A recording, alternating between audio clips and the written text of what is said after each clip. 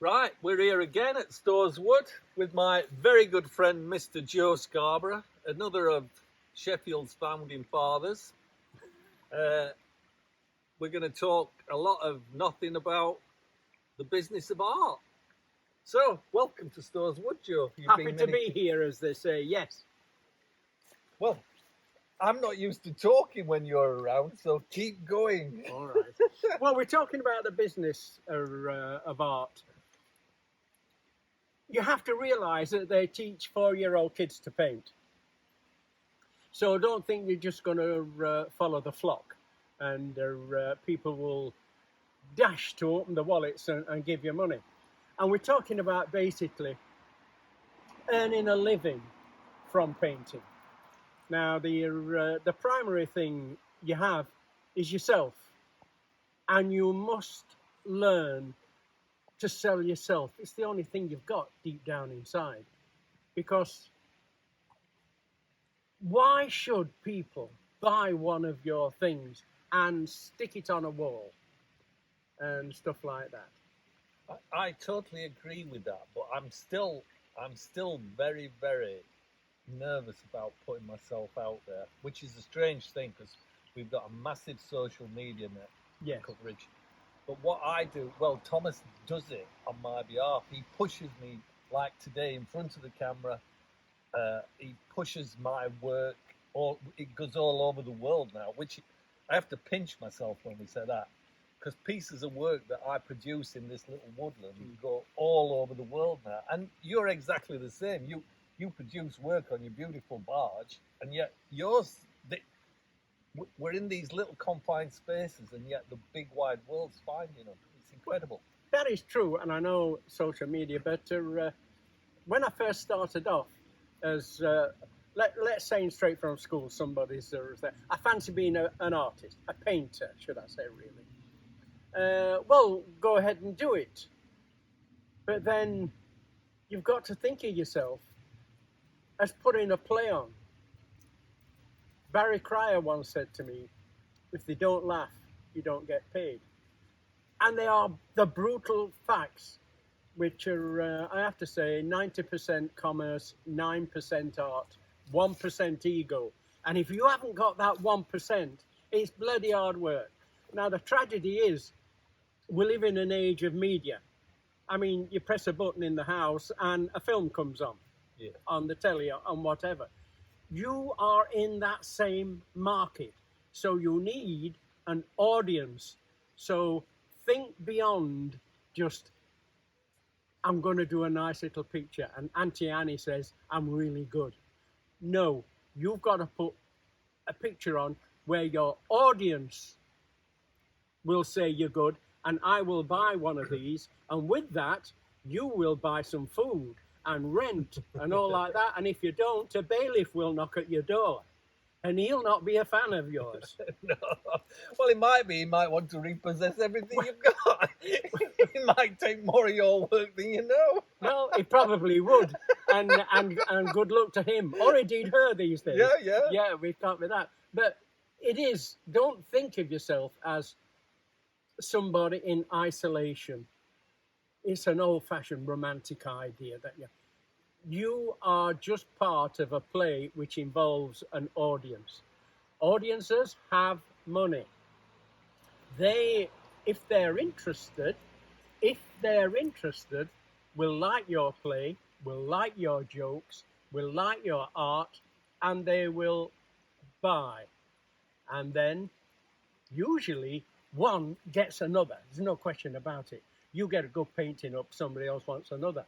And the thing is, it perpetuates your production.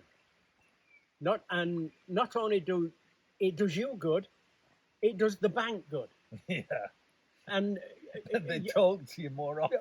They do indeed. They don't send you them nasty little red letters. Well, there are times when I have told some immense lies to Barclays Bank in furtherance of funds, stuff like that. And the thing is, it works. Excuse me. No. I'm sorry. No, but it's true. So I think I'm a pretty slick operator at this sort of thing. But I mean, places like the banks see right through you. You Oh know, yeah, they're, they've heard it all before. I'm that's sure. it. I mean, I've walked away thinking, I've got that £600, and they're all laughing behind their hands. You know, yeah, that was an interesting story he told this week in furtherance of fun. But you just must develop that thing. I am going to go out on my own, not against the world, but with it. Yeah, you've got to be supported by the world, ain't you? I mean, you've got Yeah. to get them to embrace you. That's right. And the thing is, it's not the one. Your success comes in repeat buy. Oh yeah, yeah, I mean, one of your clients will tell somebody else, you've invested in that first one that generates the second, and all like that. Now, I know this sounds as if it's nothing else but business, but my stars, a lot of it is, because the road to the Royal Academy is littered with the gravestones of hopefuls. yeah. I used to enter the summer exhibition each year. And when you're taking your stuff down, you'll meet exactly the same people bringing the stuff back, reject.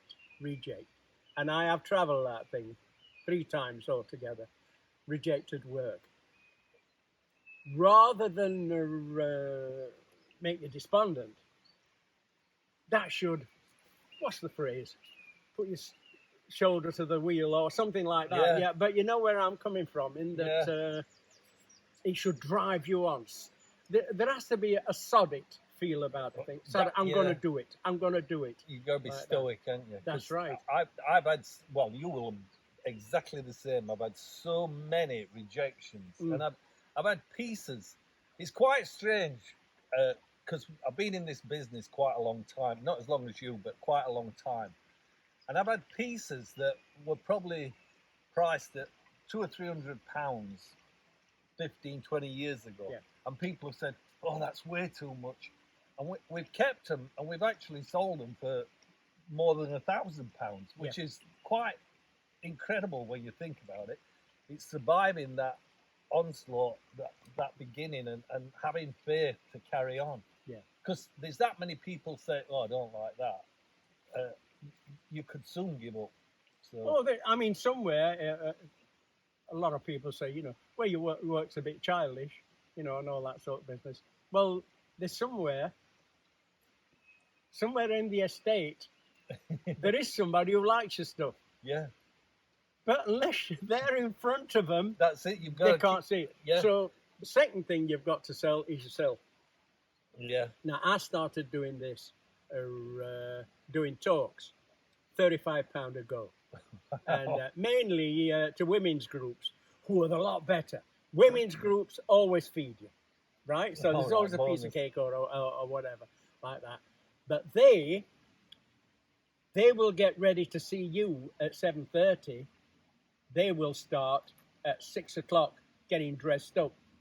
Yeah. Men, it's entertain me, I dare you. Yeah. Yeah. Women, they want to do. So you aim your talk to entertain them, which is a talk you'll probably take round to about X amount of groups. But the thing is, you're not selling your art, you're selling yourself. Yeah. And that gives you confidence. Yeah. You know, I mean, the first time I stood up in a Rotary club and said, my name is Joe Scarborough, to which somebody shouts in the background, never heard on him, like that. And I'll get a bit of bite, I'll show you, you know, and stuff like that.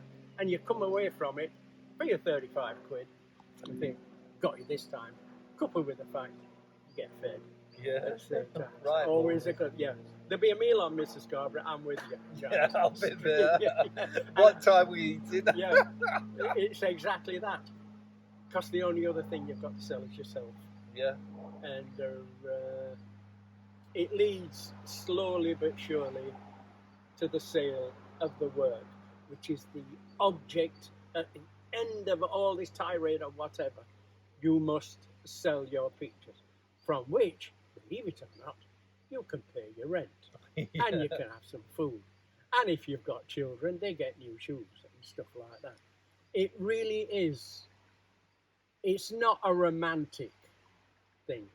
It's life writ large. So with both feet, jump in, you'll find it fine. You will. I totally agree. Anyway, do you know something, Mr. Scarborough? It's always a pleasure. I'm sorry for nearly covering in my tea, but you do make me giggle. And so, here from Stores Wood, good night from Joe Scarborough, and good night from me. Take care. Bye bye.